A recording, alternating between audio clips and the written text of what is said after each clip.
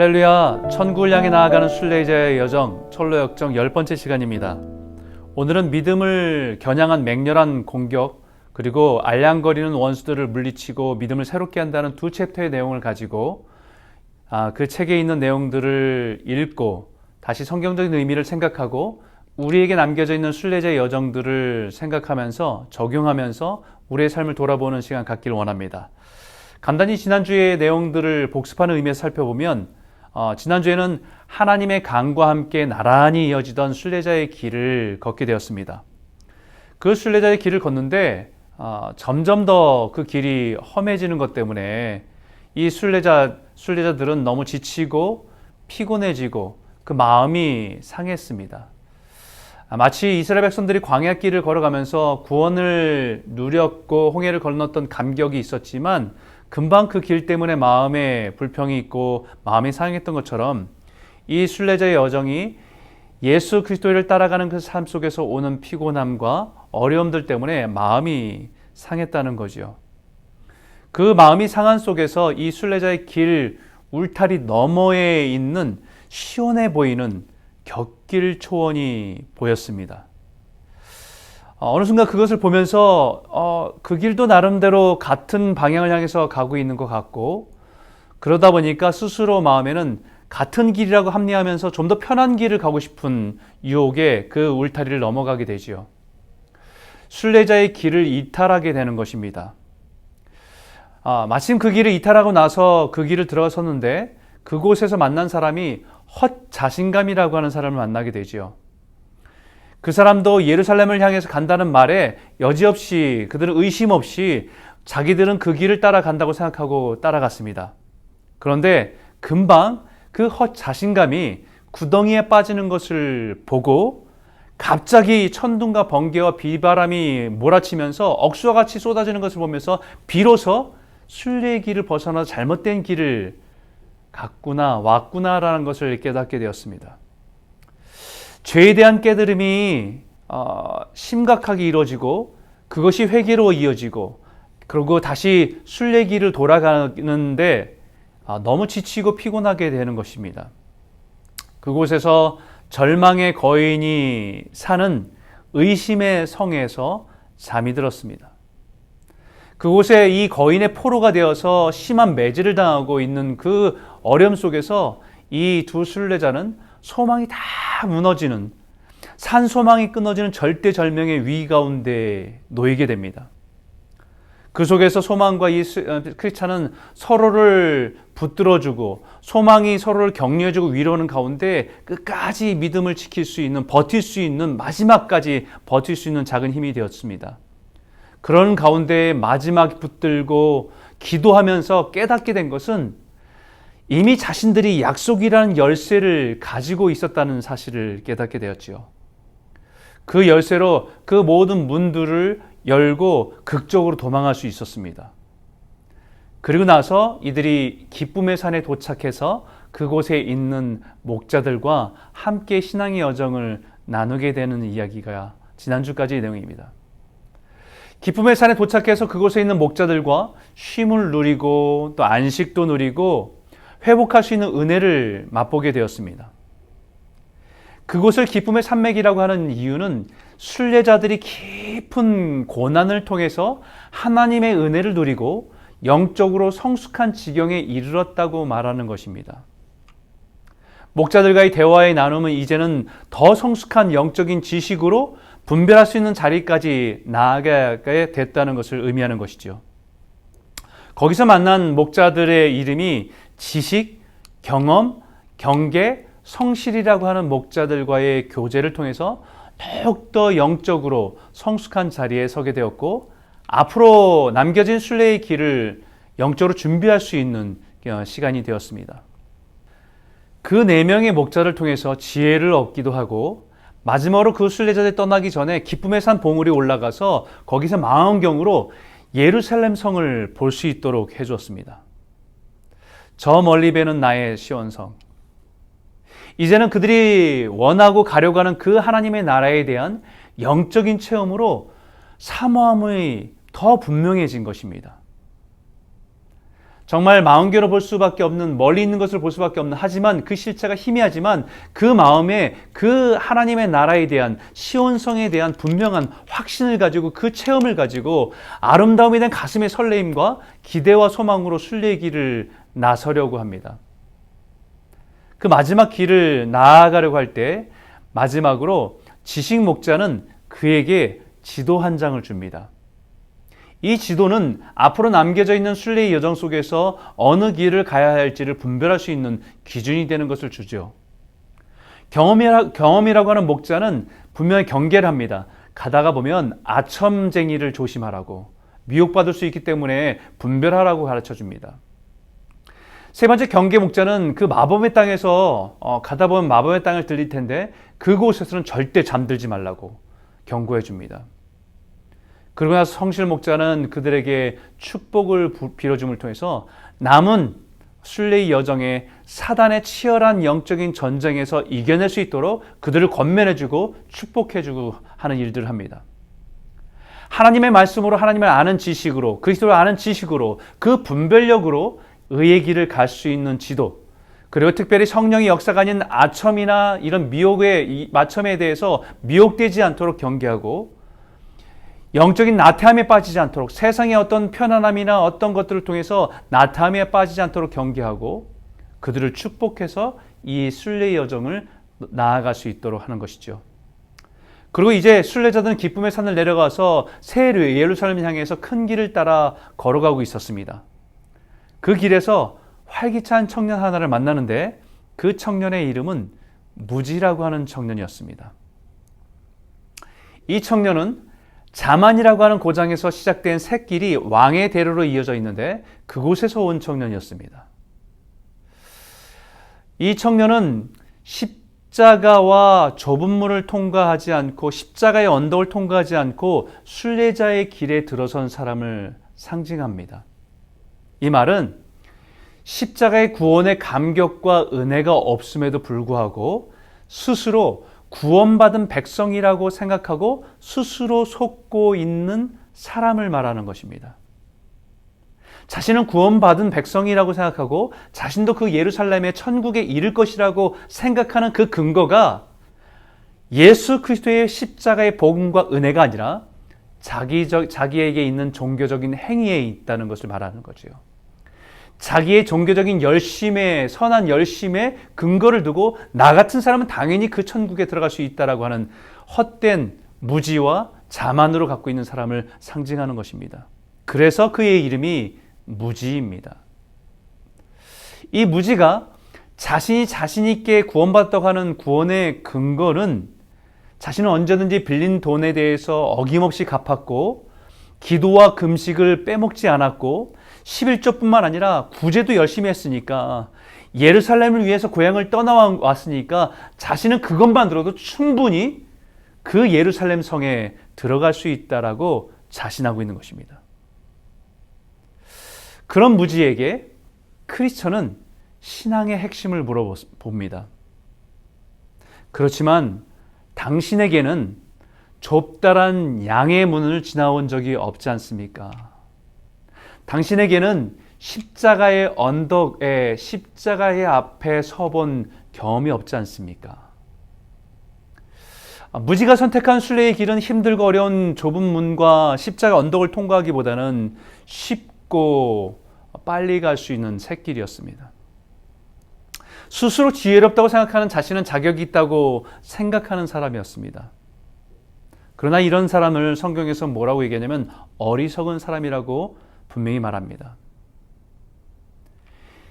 순례자의 길, 예루살렘을 향한 나아가는 길, 하나님의 천성을 향해 나아가는 길은 반드시 예수를 통해서, 그 어린 양의 보혈의 은혜를 통해서, 십자가의 언덕을 통해서 구원의 여정으로 나아가야 되는 것을 분명히 말씀하고 있는 거지요. 어쩌면 우리가 지금 이 시대에 신앙생활하고 있는 우리들 가운데 예수를 믿는 그 순례의 길을 걸어가는 우리들 가운데 예수 그리스도의 십자가의 복음의 능력을 깨닫지 못하고 남들과 더불어서 자기가 갖고 있는 윤리적인 기준을 가지고 그 길을 걸어감을 통해서 자기도 구원을 얻을 수 있다고 하는 착각에 있는 사람들이 있을 수 있다는 겁니다. 그리고 그 걸어가는 중에서 무엇을 보았냐면요. 7 귀신이 한 사내를 묶고 끌고 가는 것을 보았습니다. 너무 무서운 모습이었죠. 크리스찬은 그의 얼굴은 잘 보이지 않지만 아무래도 저 사람은 배교라고 하는 마을의 변절 가문의 식솔 가운데 하나인 것은 아닌가라고 생각했습니다. 그리고 문득 그 눈앞에 지나갈 때 보니까 그 끌려가는 사람의 등판에 종이가 한 장 써 있었어요. 거기 종이에 뭐라고 써 있냐면 신앙 고백을 뒤집은 끔찍한 배교자라고 하는 종이가 붙어 있었습니다. 이것은 우리가 신앙생활을 하면서 이제 계시록이나 이제 신앙의 마지막 때가 되면 우리가 가지고 있는 신앙을 가지고 있었지만 그 신앙을 뒤집어 버리고 하나님을 배교하는 사람들이 나타날 것이라고 하는 경계의 말씀을 우리에게 상기하게 되는 말씀입니다. 이 모습이 순례자들에게는 충격이었고 경각심을 일으키기에 충분했습니다. 그러고 나서 이 크리스찬과 이 소망이라고 하는 순례자가 걸어가면서 한 사람을 기억하게 되지요.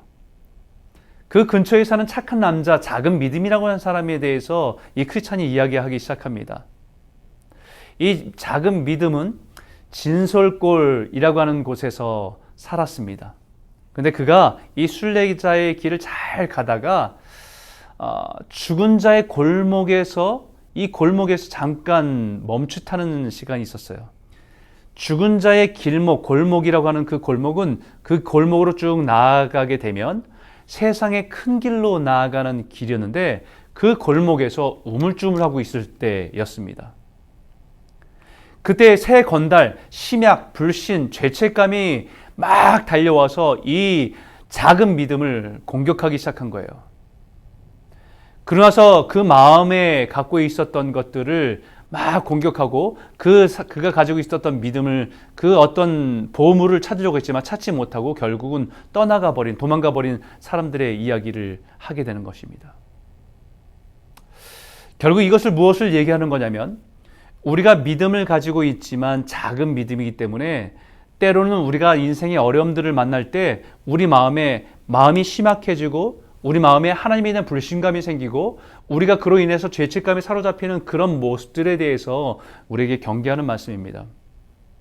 예수님의 제자들도 그런 적이 있죠. 예수님을 잘 따랐죠. 예수님이 기적을 보았죠. 예수님의 말씀에 순종했죠. 믿었습니다. 하지만 인생의 풍랑을 맞자 그 제자들이 나와 깨우며 이르되 주여 구원하소서 우리가 죽겠나이다.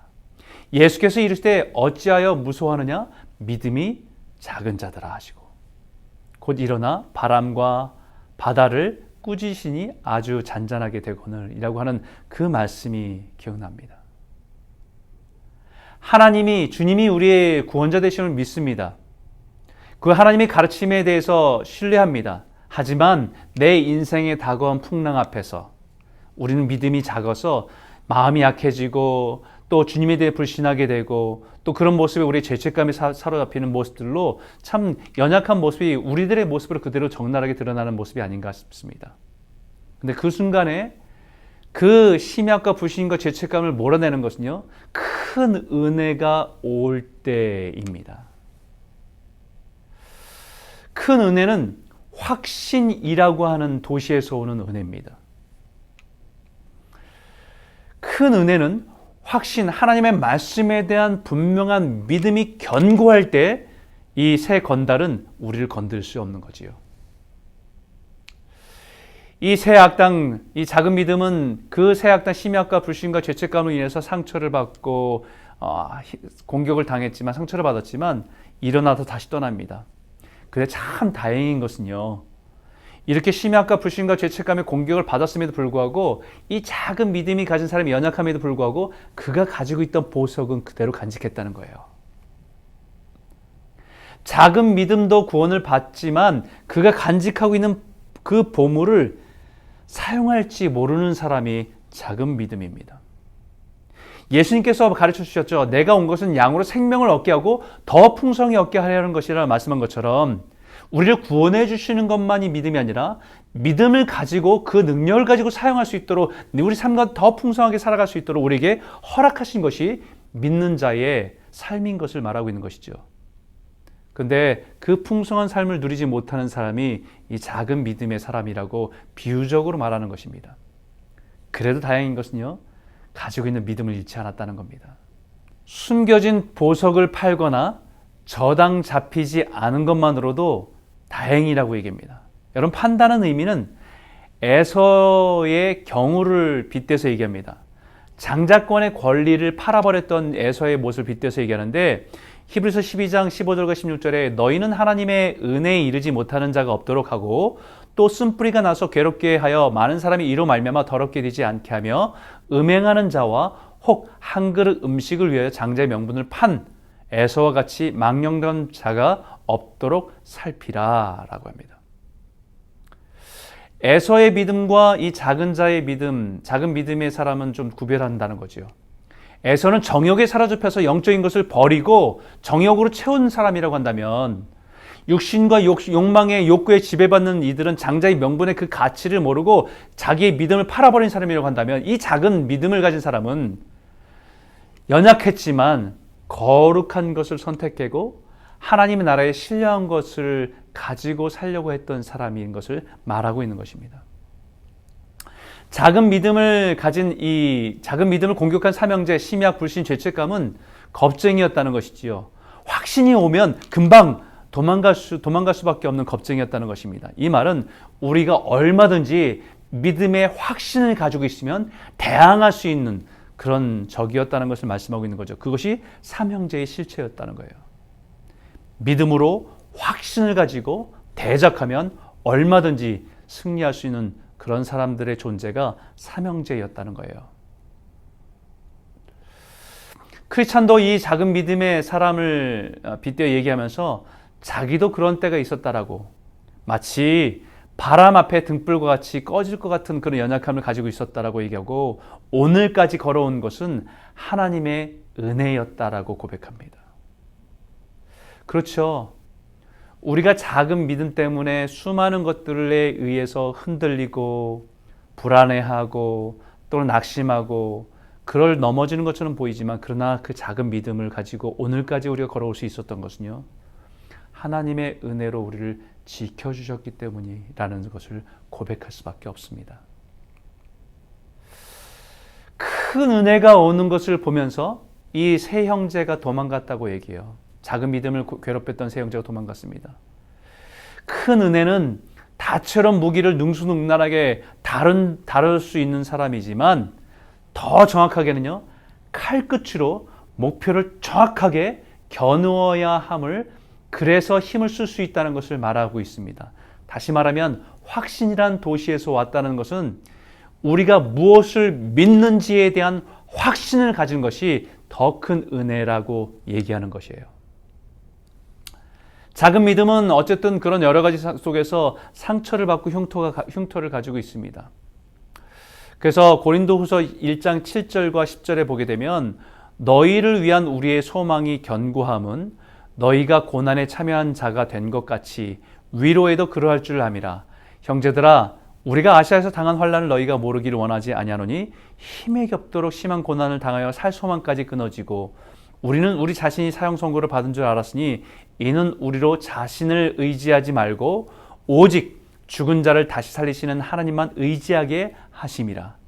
그가 이같이 큰 사망에서 우리를 건지셨고 또 건지실 것이며 이후에도 건지시기를 그에게 바라노라. 여러분, 그렇죠. 우리가 배우고 우리가 존경하는 성경의 인물들도 정말 연약함 때문에 많이 상함이 있고 흉터를 가지고 있는 사람입니다. 다윗을 하나님께서는 내 마음에 합한 자라고 얘기했지만, 그 믿음이 연약해졌을 때 간음하게 되는 시험에 넘어질 수밖에 없었던 영적인 흉터를 가지고 있는 사람이에요. 해만이라고 한 사람도 하나님의 언약궤를 가지고 올 때 참여한 사람은 찬송을 맡은 사람이었지만, 그 또한 인생의 위기가 왔을 때 두려움 가운데 근심 가운데 무너질 수밖에 없었던 영적인 흉터를 가지고 있는 사람이었습니다. 히스기야도 죽음의 15년의 죽음의 위기 속에 사내께 기도할 때 그 15년을 연장받은 놀라운 기적의 사람이긴 하지만 그 다음에 교만해서 창고의 것을 자랑하면서 교만에 빠질 수 있는 그런 영적인 흉터를 가지고 있는 사람이었습니다. 베드로는 어떻습니까? 예수님을 결코 부인하지 않겠다고, 예수님에게 그런 일이 일어날 수 없다라고, 누구보다도 예수님을 지킬 수 있다고 자신만만했던 사람이 그날 밤에 그 계집종 앞에서 예수를 저주하고 욕했던 영적인 상처와 흉터를 가졌던 사람이 베드로입니다. 이것은 우리에게 무엇을 얘기하냐면, 우리의 확신은 우리 자신을 믿는 자기 확신에서 나오는 것은 위험하다는 겁니다. 자기 확신에서 시작되는 것은 교만으로 넘어질 수 있고 영적으로 실패할 수밖에 없는 그런 것으로 시작하게 된다는 것입니다. 오히려 우리의 연약함을 인정하고 하나님의 은혜를 구하며 주 앞에 나아가는 것이 순례자의 온전한 모습이라는 거죠. 그래서 이제는 새 강도와 같은 이런 어려움들이 올 때 대적할 수 있는 준비는 두 가지로 우리에게 말합니다. 하나는 영적으로 무장하고 담대히 대적하라고, 믿음의 방패를 들고 불화살을 막아낼 수 있도록 견고하게 준비하라고, 믿음의 방패를 정확하게 들어서 막아낼 수 있도록 우리에게 준비하라고 얘기합니다. 두 번째는 기도로 주님을 전적으로 의지하고 하나님을 신뢰하고 사망의 음침한 골짜기, 어두운 골짜기를 지날 때에 하나님이 함께 하시도록 기도하는 것, 그것이 그 새 강도를 대적할 수 있는, 준비할 수 있는 영적인 힘인 것을 말하고 있는 것입니다.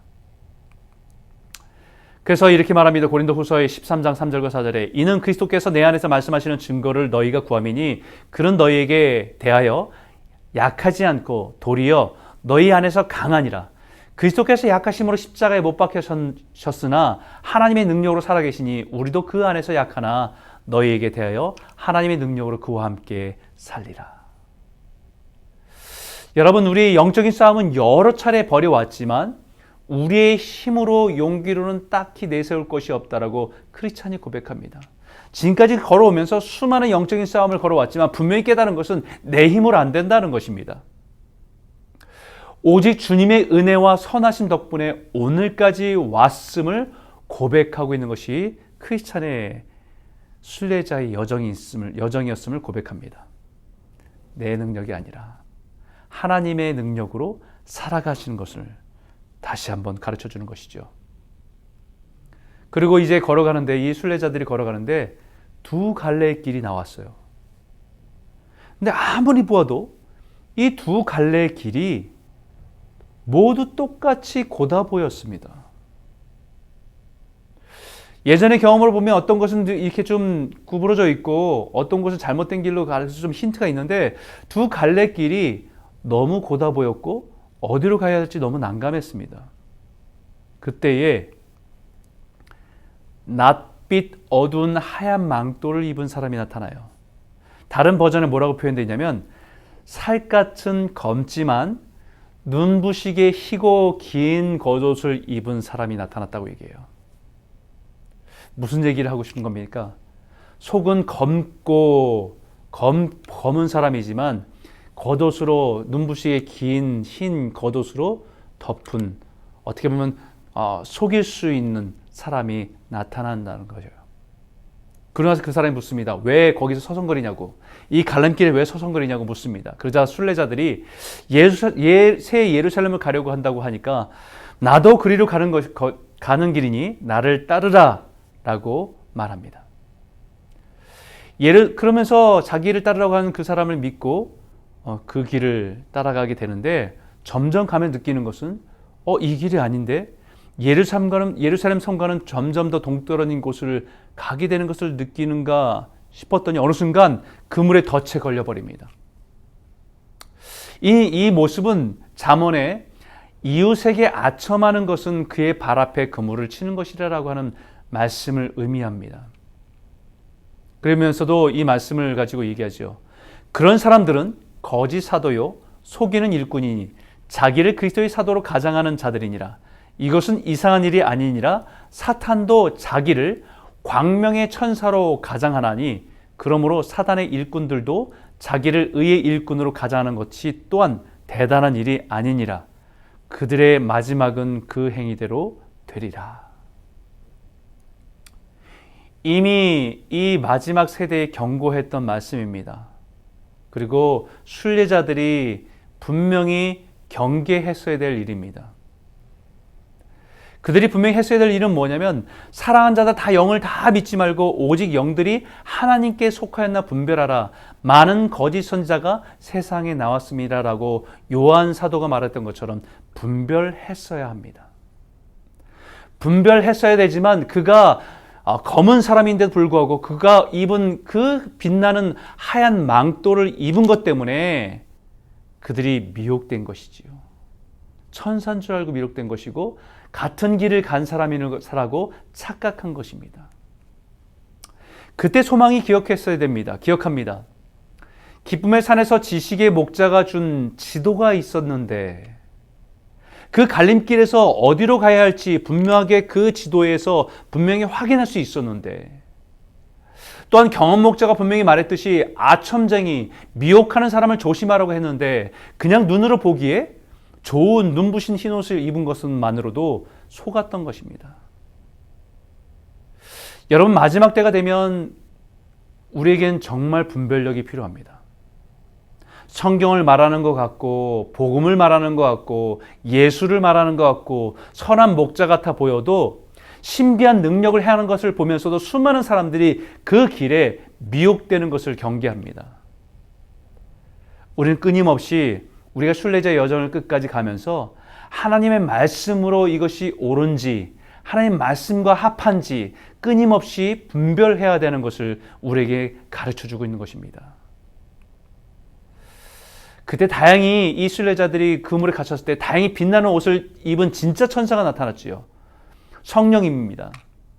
그러자 그 광명의 천사로 가장했던 그 자는 도망가 버립니다. 그리고 다행히 이 천사가 그물을 벗겨주고 그들을 길에서 벗어난 그 순례자들을 다시 진리 가운데 인도해서 순례의 길에 이끌어줍니다. 그러면서 그들을 책망합니다. 무섭게 책망합니다. 채찍질을 하면서 책망합니다.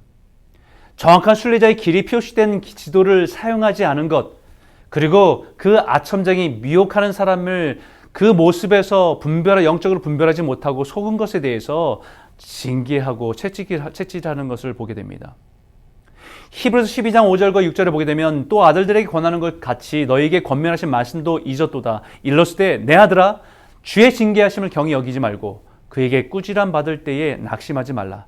주께서 그 사랑하시는 자를 징계하시고 그가 받아들이시는 아들마다 채찍질하심이라 하셨으니. 성령님은 우리의 잘못을 통해서 우리를 따갑게 징계하십니다. 그리고 우리의 죄의 습관을 고치고 거룩한 길을 계속해서 갈 수 있도록 우리에게 격려합니다. 다시 말씀이 아니라 우리 감정이 아니라 우리 말씀으로 분별하며 걸어갈 수 있도록 우리에게 경계해 줍니다. 여러분, 채찍질을 맞으면 징계를 받으면 마음이 상하잖아요.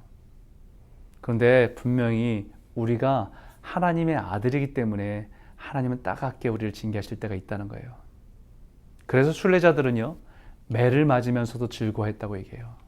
감사하면서 노래하면서 순례 여정을 걸어간다고 얘기합니다.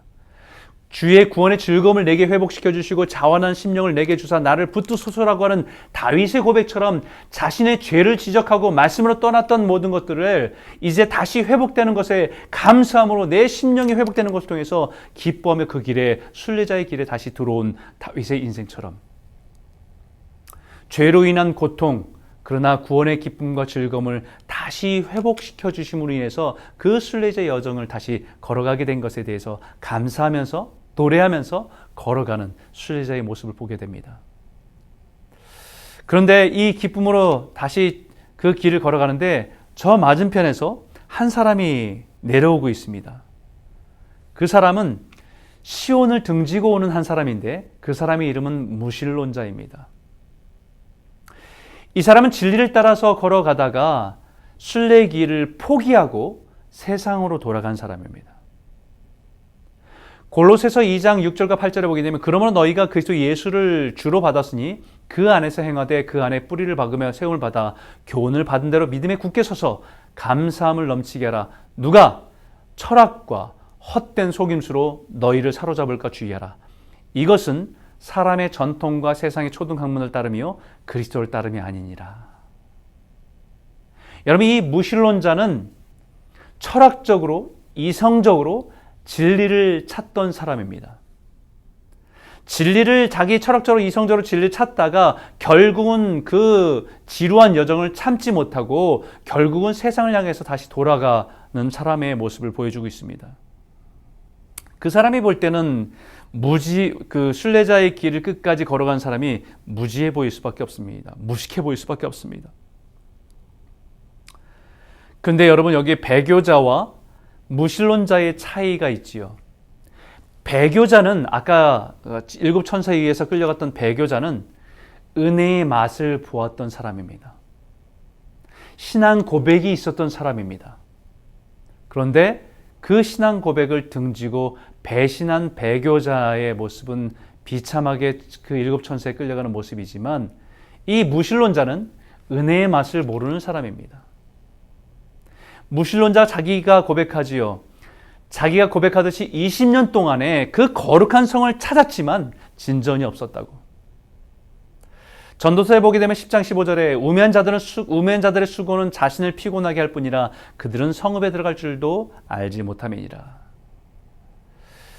자신은 똑똑하다고 생각하고 자신의 철학과 세상의 초등학문으로 그 진리의 성을 찾아간다고 하지만 결국은 그 진리의 성을 예수를 발견하지 못하고 예수를 알지 못하면 발견할 수 없는 길이었기 때문에 그 길을 찾지 못한다는 거예요. 그리고 결론 내리죠. 존재하지도 않는 그 성을 찾는답시고 가는 너희들은 참 무식한 사람이라고 조롱하는 자로 서 있는 사람이 무신론자입니다. 그러고 나서 세상에 이제는 즐거움과 쾌락을 찾아서 고향으로 돌아가는 길이라고. 여러분, 그 순간에요, 크리스찬이 약간 흔들렸어요. 지금 순례의 여정이 좀 힘겹고 힘든 시간들이 있었으니까, 그리고 그 힘든 여정 속에서 자신의 믿음이 살짝 흔들리는 거예요. 여러분, 우리가 무신론자도 우리가 살아간 세상 속에서 우리 마음을 흔들어 놓습니다. 순례의 여정을 걸어가는데 굉장히 많이 힘들게 해요. 인간의 지혜로운 말로 성도들을 현혹시키는 일들을 오늘날 우리 가운데 얼마나 많이 있습니까? 지금 이 시대는 무신론자가 가득한 세상을 살아갑니다. 하나님을 믿는 그 믿음이 굉장히 미련한 사람들로 손가락질 받는 세대에 살아가고 있습니다. 이런 세대 속에서 순례의 길을 걸어가던 사람들 중에는 예수 십자가의 은혜와 그 감격과 구원의 감격을 알지 못하고 하나님의 영광의 그 나라를 바라보지 못하는 사람들은 흔들릴 수밖에 없습니다. 이 속에서 우리가 분명하게 흔들릴 때에, 이 크리스천이 흔들릴 때 이 소망이란 사람이 기억하게 하죠. 어떤 걸 기억하게 합니까? 우리 기쁨의 산에서 멀리 망원경으로 보았던 아름다운 새 예루살렘을 우리가 보지 않았냐고. 우리가 그 망원경으로 희미하게 그 영광을 봤지만 그 감격이 너무 대단하지 않았냐고. 그 영광을 기억하라고. 그래서 고린도 후서 4장 3절과 4절에 이렇게 말합니다. 만일 우리의 복음이 가려졌으면 망하는 자들에겐 가려진 것이라.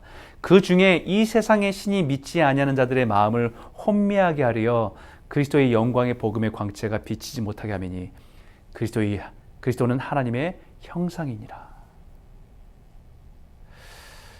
여러분, 우리의 마음이 흔들리면 미혹되면요, 그 영광이 희미해져 버립니다.